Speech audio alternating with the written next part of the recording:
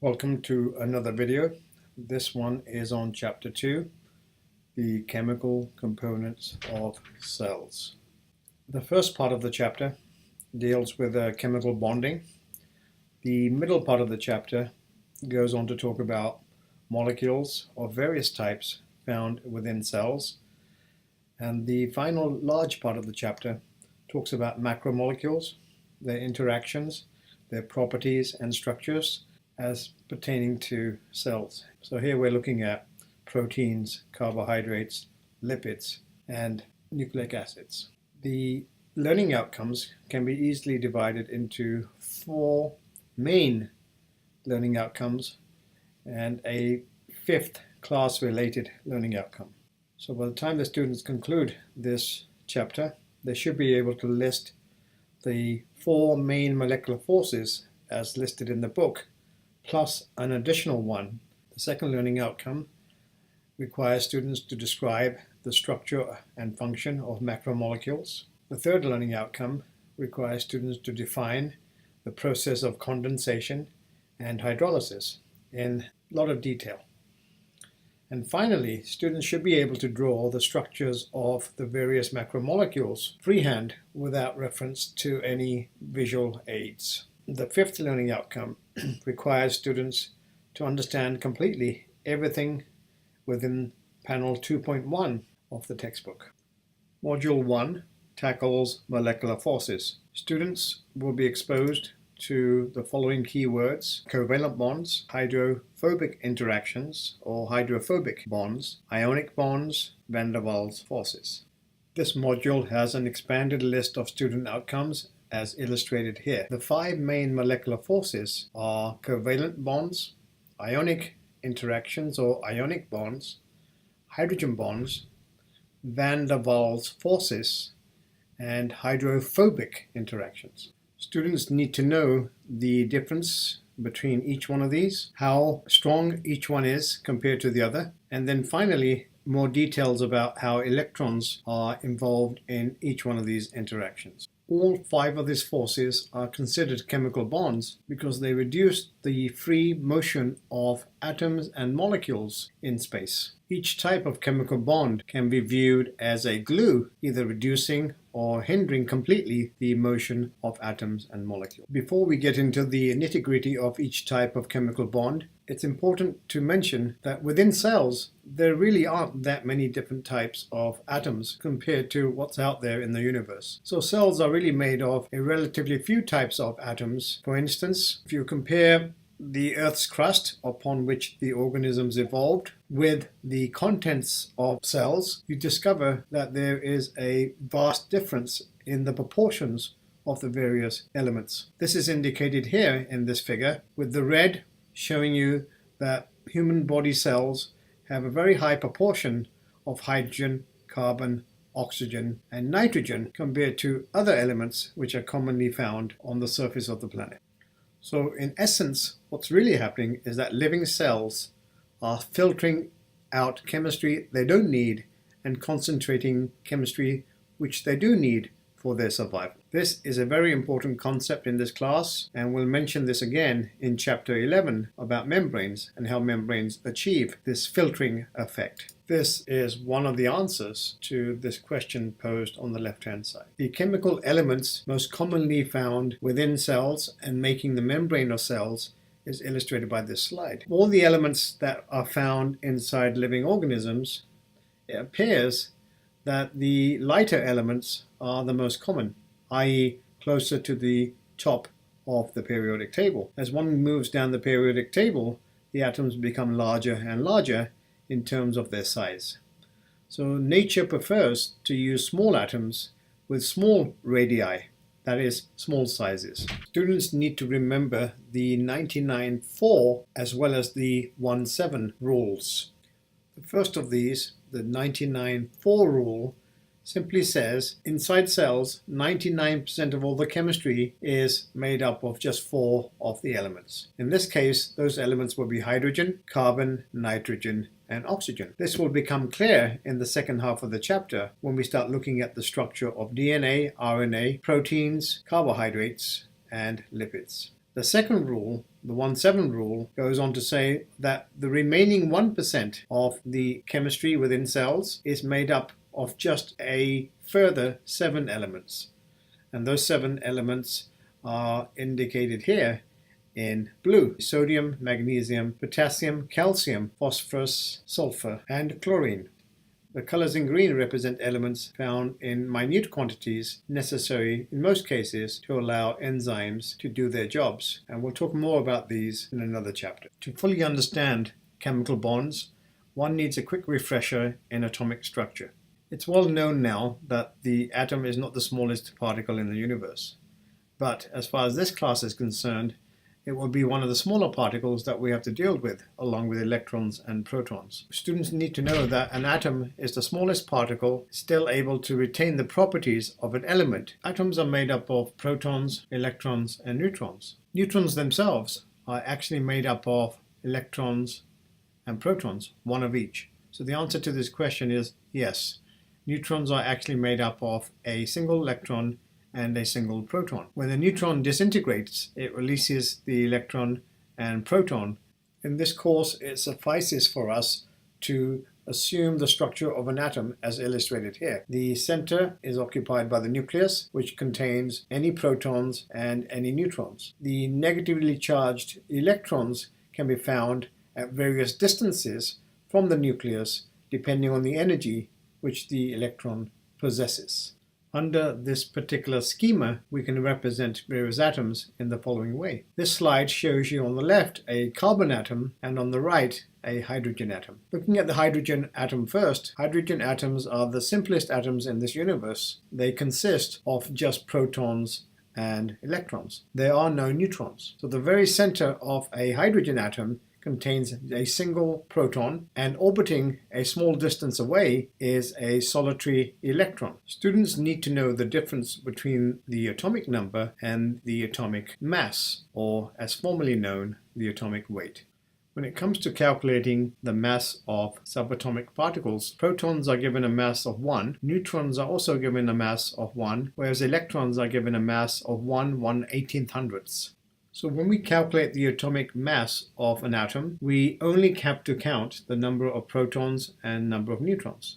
So in the case of hydrogen, since there's only one proton, there aren't any neutrons, and we can ignore the mass of the electron. The mass of a hydrogen atom is 1. In the case of carbon, carbon consists of 6 protons as well as 6 neutrons. Each of these has mass of 1 atomic unit. Therefore, the total mass of the nucleus of a carbon atom is 12. Therefore, the atomic mass of carbon is 12. The atomic number simply counts the number of protons. And in the case of hydrogen, the number of protons is 1, so its atomic number is 1, and carbon has an atomic number of 6. If you go back to the periodic table, you can tell which element is which simply by arranging them according to their atomic number. So once again, here's carbon with 6 protons, here's nitrogen with 7 protons, here's oxygen with 8 protons. When it comes to chemical interactions between neighboring atoms, the most important commodity are the outermost electrons. As atoms approach, it's the outermost electrons which interact with each other, specifying the nature of any chemical bonding. If we revisit the list of elements commonly encountered inside living cells, something fantastic emerges. The commonly used elements are all, more or less, light elements near the top of the periodic table, and they have small diameters, i.e. their outermost electrons are quite close to the nucleus of that particular atom. Now, in itself, it may not mean much, but there's a deeper meaning. From a purely chemical and physical perspective, this translates to bonds holding atoms together with a lot of force. So small atoms, when bonded together, invest a lot of energy within those bonds, whereas large diameter atoms, big atoms, have weaker bonds because their electrons are much further apart from each other. This translates to a simple and fantastic conclusion. Living systems are made of chemistry held together with very strong chemical bonding. This relationship between the outermost electrons, the size of atoms, and the strength of chemical bonds can be merged with the size of the electron shells. As you know from chemistry, the innermost electron shell only has room for 2 electrons, whereas the next shell has room for 8 electrons, as does the third electron shell. Atoms prefer to have a full shell or a completely empty shell. Anything in between makes them unstable. Small atoms, such as hydrogen, they prefer to either lose the electron that they possess in the innermost shell or to gain a second electron.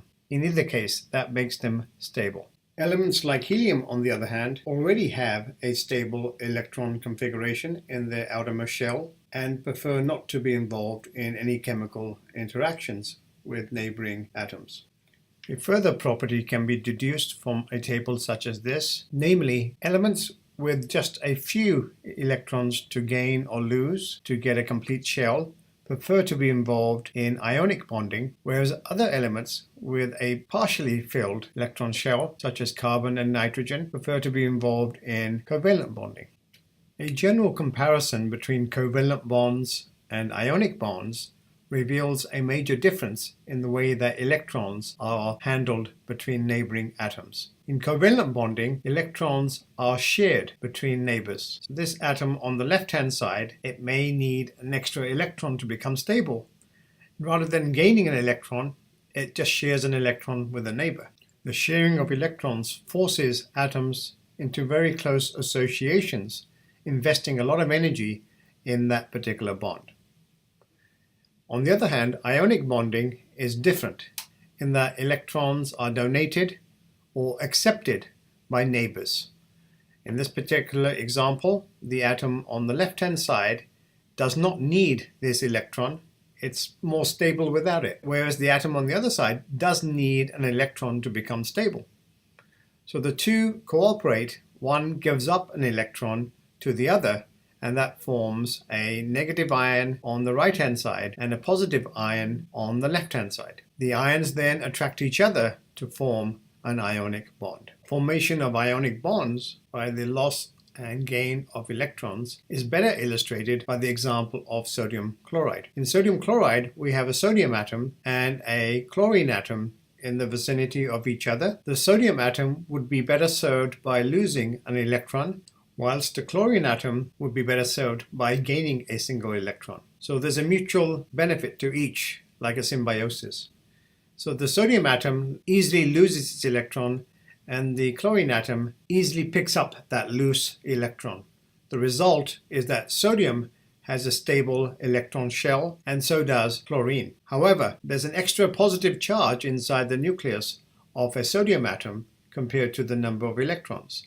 So that makes the entire atom positively charged, that positive symbol there.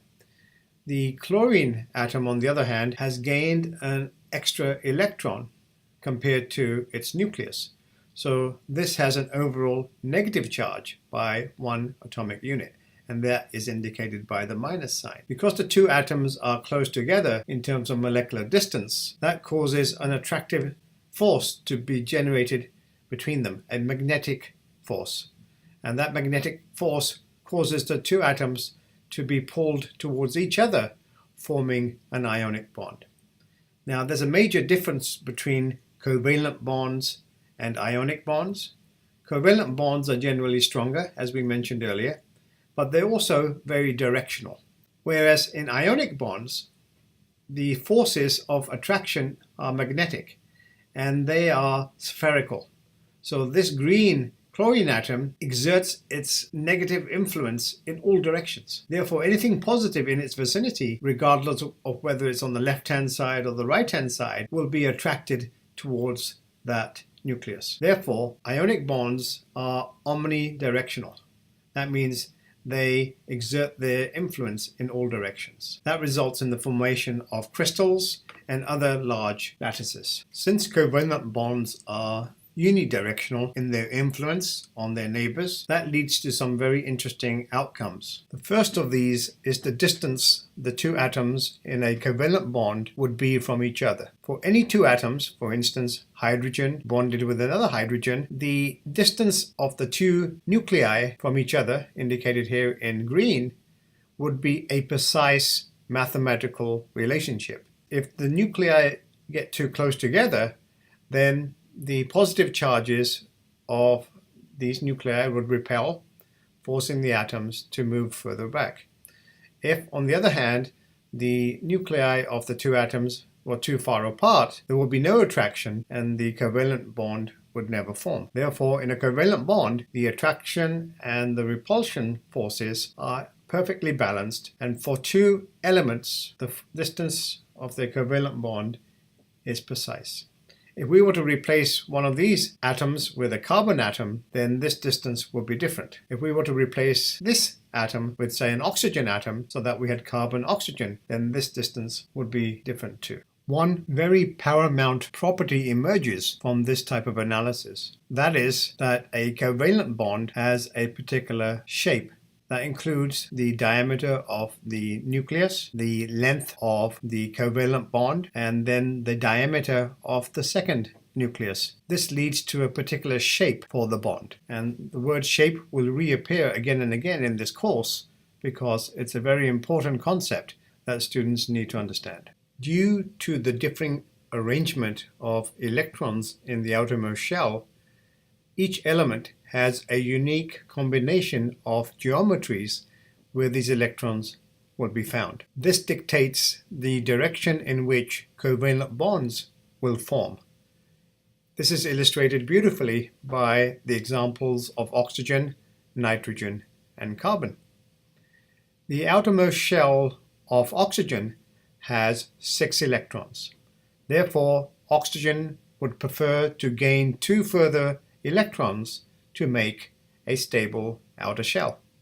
And those 2 electrons will each participate in one covalent bond. So one of the lonely electrons is facing in this direction. The other electron is not facing 180 degrees on the other side. It's facing in this direction here.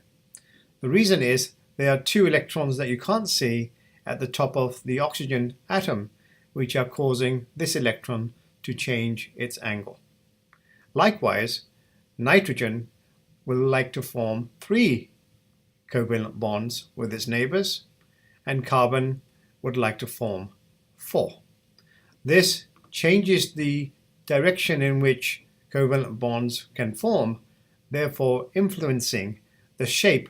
Here, water can now be explained as being a bent molecule simply because of the arrangement of electrons in oxygen. Further, more complicated molecules therefore have particular geometries which influence their shape.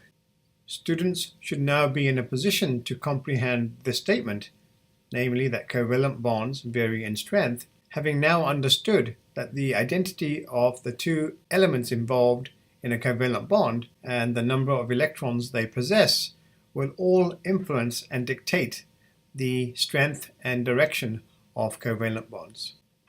Thus, covalent bonds between different elements can vary in strength. Based on extensive chemical analysis, the relationship between the different types of chemical bonds is indicated on this slide. In general, the strongest bonds are covalent bonds, the sharing of electrons. These are followed next by ionic bonds, the donation and acceptance of electrons. Third on the list are hydrogen bonds, a special type of interaction between neighboring molecules and hydrogen atoms. And lastly on this list, we have the weakest of all bonds, namely van der Waals. And I'll talk about van der Waals. I shall talk about van der Waals forces in class to illustrate their. The item that's missing from this list are hydrophobic interactions, and their strength can vary depending on the substances involved. Over on the right-hand side of this table, you are given the number of calories required to break these different types of bonds. Covalent bonds come in different sizes and styles. The sharing of electrons does not necessarily have to involve one electron from each atom. However, when you do share one pair of electrons between atoms, we call that a single covalent bond. You can also, if the geometry is correct, share two sets of electrons between two atoms, and we call those double covalent bonds.